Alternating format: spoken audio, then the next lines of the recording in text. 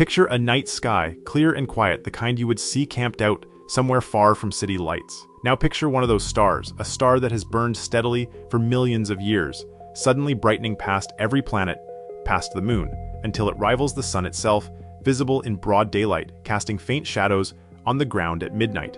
That is not science fiction. That is what a nearby star's death looks like from the ground. And there are several stars close enough to our solar system that astronomers watch them, the way seismologists watch a fault line. Some of them are already showing warning signs. One of them, a red supergiant sitting on the shoulder of the constellation Orion, dimmed so dramatically in late 2019 that professional astronomers spent weeks debating whether it was about to go. It did not. But it will someday, and when it does, the sky over Earth will change in ways almost nobody alive has ever witnessed. This is the story of what a nearby supernova would actually look like from the ground, what similar events have looked like before in recorded human history, and why the search for life anywhere in this galaxy depends on understanding exactly how far away is far enough. If you want to keep exploring the science of what makes worlds livable and what threatens them, subscribe now, because this channel covers exactly that, one overlooked piece of the universe at a time. To understand what a nearby explosion would look like, you first need to understand what a star actually is while it is alive. A massive star spends its entire existence balancing two forces against each other. Gravity is constantly trying to crush the star inward, and the pressure generated by nuclear fusion in the core is constantly pushing back outward. For millions of years, that balance holds. Hydrogen fuses into helium, helium fuses into carbon, and the star sits in a kind of stable standoff, burning through its fuel layer by layer, like an onion. Hotter and heavier elements forming closer to the center, but every layer of fuel produces less. Gravity is constantly trying to crush the star inward, and the pressure generated by nuclear fusion in the core is constantly pushing back outward. For millions of years, that balance holds. Hydrogen fuses into helium, helium fuses into carbon, and the star sits in a kind of stable standoff, burning through its fuel layer by layer like an onion, hotter and heavier elements forming closer to the center. But every layer of fuel produces less energy than the one before it, and a massive star burns through its fuel faster and faster as it ages. By the time a star is fusing silicon into iron in its core, that final stage lasts only about a day, and then the fusion stops because iron does not release energy when it fuses, it absorbs it. The instant the core finishes converting to iron, the outward pressure that held gravity at bay for millions of years simply disappears. What happens next takes less than a second. The core, an object roughly the size of Earth, collapses down to the size of a city, and the outer layers of the star, still falling inward from the sheer momentum of that collapse, slam into the newly formed core and rebound outward in the most violent explosion the universe produces short of a black hole merger. That rebound is the supernova. The first thing that arrives at Earth from an event like that is not light. It is neutrinos, nearly massless particles that barely interact with matter at all, and they are produced in staggering quantities during the core collapse. So many that they carry away more than 99% of the explosion's total energy before the light even escapes the dying star. Neutrinos pass through the collapsing star's outer layers almost instantly, while the shockwave-carrying visible light takes hours to physically punch its way through those same layers. That means a nearby supernova would announce itself to Earth hours before it became visible, with a burst of neutrinos passing directly through the planet, through every building, through every living thing on it, completely undetected by human senses, but fully measurable by the right instruments.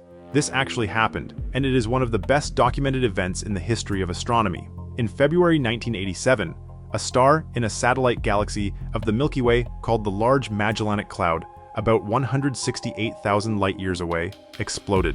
Detectors buried deep underground in Japan, the United States, and Russia, built to search for an entirely different kind of physics, recorded a sudden spike of neutrinos passing through their tanks within seconds of each other. The Kamiokande 2 detector in a zinc mine in Japan recorded 11 neutrino events in 13 seconds.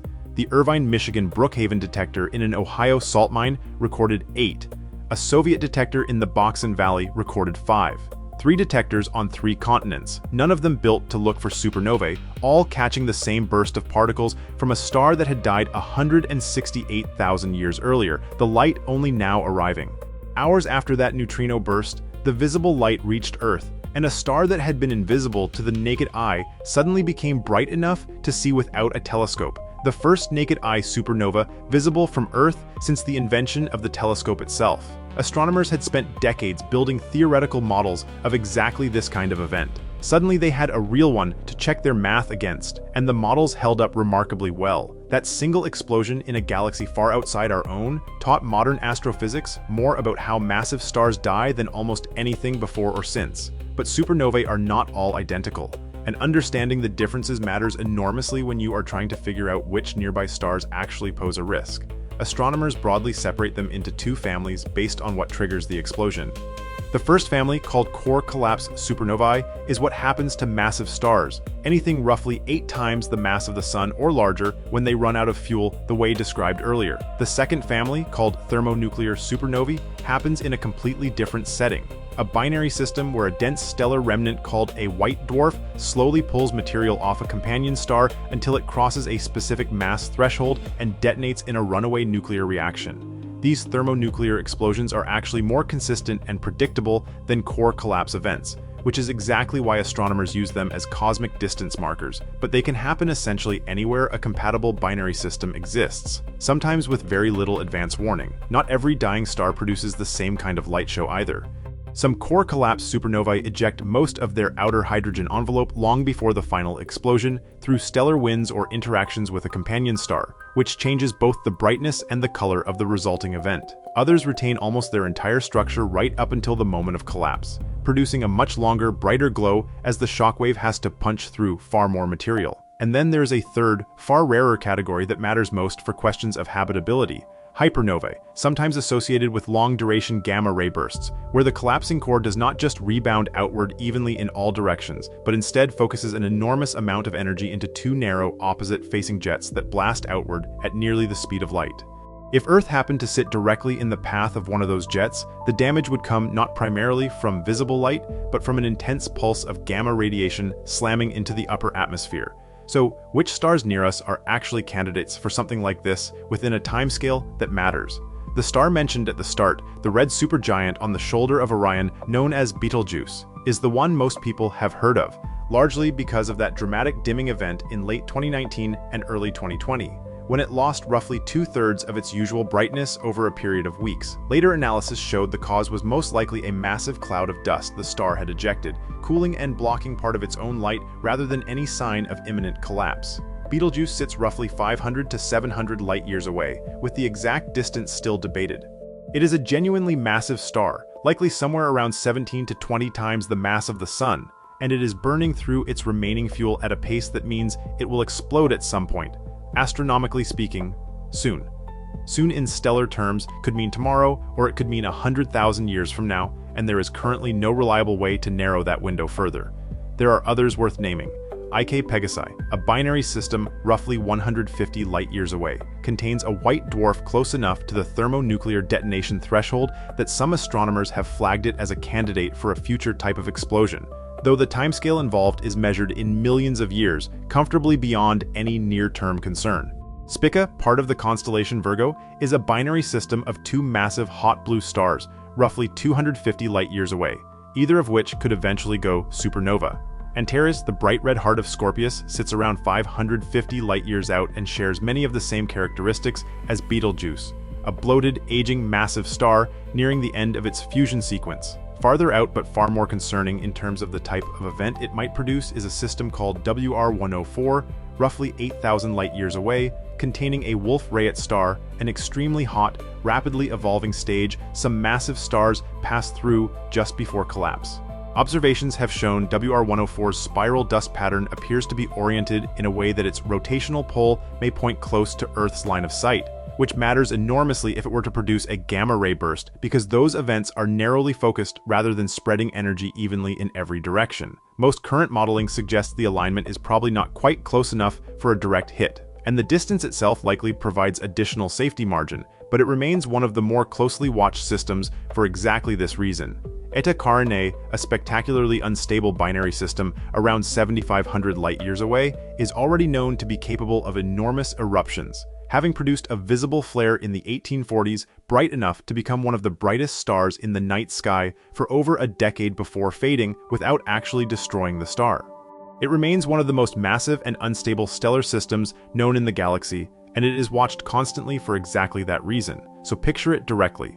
Imagine Betelgeuse actually goes tonight, understanding that the light from that event would already be centuries old by the time it reached us, regardless of when the collapse itself occurred. From the ground, the first sign would be nothing at all, because the neutrino burst passing through the planet would be invisible to every human sense, detectable only by specialized instruments buried deep underground, the same way the 1987 event was caught. Hours later, the visible light would begin arriving, and Betelgeuse, already one of the brighter stars in the winter sky, would start climbing in brightness far beyond anything in its normal range. Within days, it could rival the full moon. Some models suggest a Betelgeuse supernova, given its distance, could become bright enough to cast visible shadows at night and remain easily visible during daylight hours for weeks. A genuinely new object in the sky, bright enough that people with no interest in astronomy would notice it and ask questions. The color would shift as the explosion evolved, starting hot and blue-white as the shockwave first broke through the star's outer layers, then cooling and reddening over the following weeks and months as the expanding debris cloud thinned and lost energy, eventually fading from naked eye visibility over a period of many months to a couple of years, leaving behind over centuries an expanding nebula of glowing gas, not unlike the Crab Nebula, itself the visible remnant of a supernova recorded by astronomers in China, Japan, and the Arab world in the year 1054, bright enough at the time to be seen in daylight for over 3 weeks. Crucially, at Betelgeuse's actual distance from Earth, this entire spectacle would be, from a biological standpoint, essentially harmless. It would be an extraordinary sky event, one likely to influence culture, religion, and science for generations, and it would arrive with zero measurable danger to the atmosphere, the ozone layer, or any living organism on the planet. That distinction between spectacular and dangerous is the single most important concept in this entire topic, and it comes down to a number astronomers call the kill zone. Here's where the story shifts from spectacle to something with real consequences for the search for habitable worlds. A supernova's most dangerous output, in terms of biological harm, is not the visible light.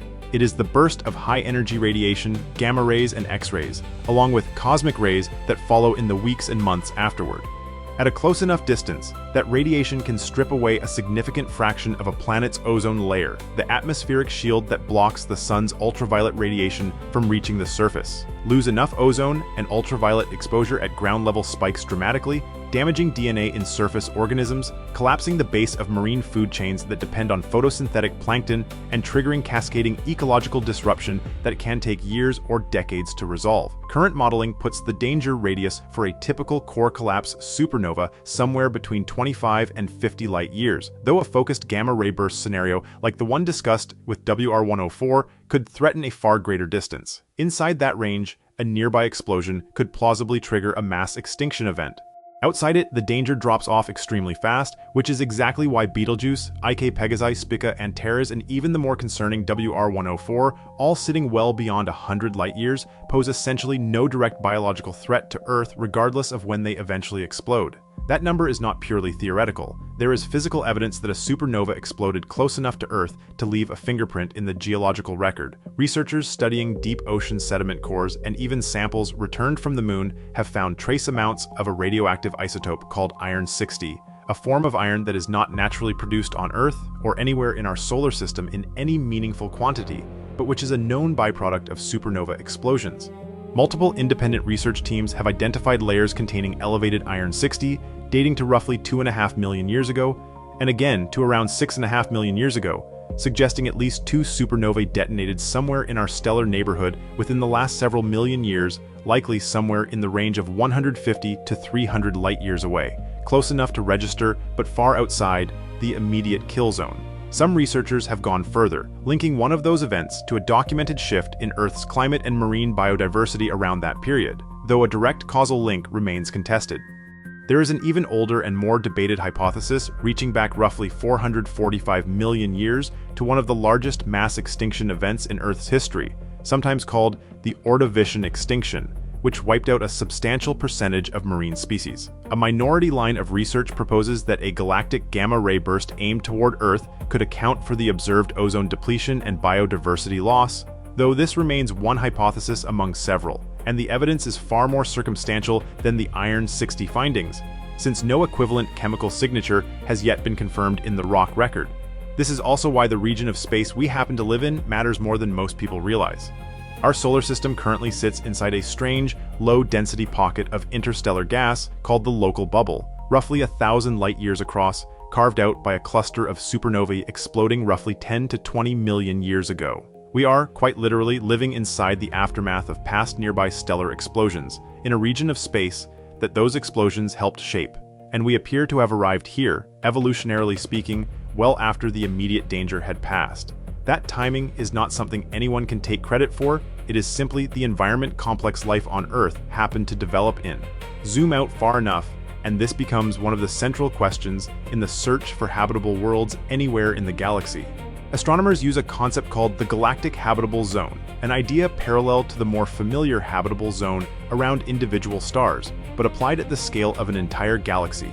Regions too close to the galactic center are dense with stars, which means more frequent supernova, more intense radiation, and statistically far higher odds that any given planet has been sterilized or repeatedly disrupted by a nearby explosion sometime in its history. Regions too far out toward the edge of a galaxy tend to have lower concentrations of the heavier elements needed to build rocky planets in the first place, since those elements are themselves produced and scattered by earlier generations of supernovae. Life, in other words, appears to require a delicate middle ground, close enough to a galaxy's star-forming regions to inherit the heavy elements those earlier explosions produced, but far enough from the highest density regions to avoid being repeatedly bombarded by the same kind of explosions going forward. Our solar system sits in almost exactly that middle band, roughly 26,000 light-years from the galactic center, in a relatively sparse spiral arm, at a distance, and in an environment that current models suggest offers unusually favorable long-term stability. When astronomers search for potentially habitable exoplanets around other stars, this factor increasingly gets weighed alongside the more commonly discussed criteria like liquid water and atmospheric composition. A planet can sit in a perfect thermal habitable zone around its star and still face a much higher long-term survival risk if that star system happens to sit closer to the galactic center, inside a dense star-forming region, or near a known population of massive stars nearing the end of their lives. Some researchers studying the statistics of galactic habitability have argued that this factor alone may meaningfully narrow the realistic search area for complex, long-lived life within any galaxy, essentially adding an entirely new filter on top of the traditional habitable zone calculations that dominated exoplanet science for decades. There is also a strange, slower kind of danger tied to this same idea, separate from a single catastrophic blast. Cosmic rays, the high-energy particles that stream continuously from past and distant supernova remnants, contribute to a planet's long-term background radiation exposure, and, according to some research, may even play a role in triggering lightning and influencing cloud formation in a planet's atmosphere. A region of a galaxy with a higher historical rate of nearby supernovae carries a correspondingly higher baseline cosmic ray flux, a slow, cumulative pressure on any biosphere trying to establish and sustain itself over hundreds of millions of years, long before any single explosion gets close enough to matter directly. Put all of this together and a picture starts to form of exactly what makes a corner of the galaxy genuinely good for the long, uninterrupted evolutionary timescales that produce something like intelligent life. It needs enough heavy elements to build rocky planets, which means it cannot be too far from the generations of dying massive stars that created those elements in the first place.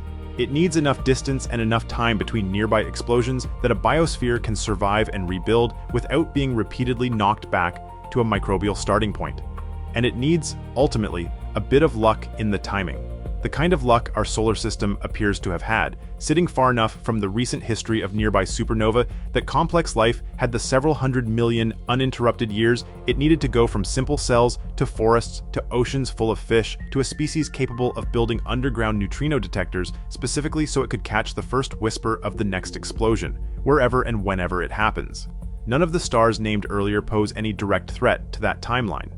Betelgeuse will one day light up the sky in a way no living human has ever seen, visible in daylight, casting shadows at night, fading slowly over the following year into a glowing remnant that future generations may study, the way modern astronomers study the Crab Nebula today. It will almost certainly be one of the most remarkable astronomical events in recorded human history, and it will almost certainly happen without harming a single living thing on this planet. Somewhere else in the galaxy right now, a star closer to the edge of that kill zone is likely going through the exact same final stages, invisible to us, its fate already sealed by physics that finished playing out possibly thousands of years ago, the light and the verdict both still in transit.